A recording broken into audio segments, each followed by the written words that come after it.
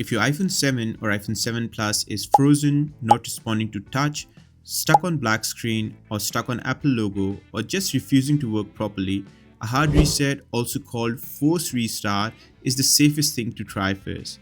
This will not delete your data, your photos, apps, messages, and settings stay exactly the same. Let me show you how to do it correctly. Hey everyone, this is Abdul. Let's get started. A hard reset forces your iPhone to restart even when the screen is frozen or the phone won't respond.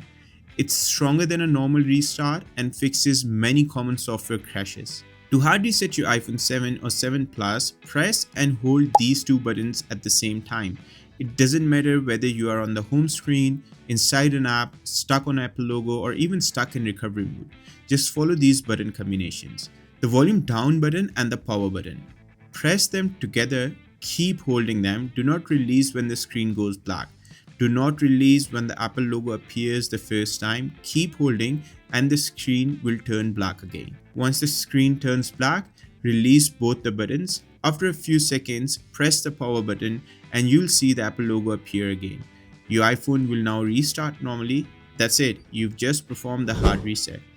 If your phone is still acting up, the next step is recovery mode, which I've covered in another video. You'll find the link to that video in the video description.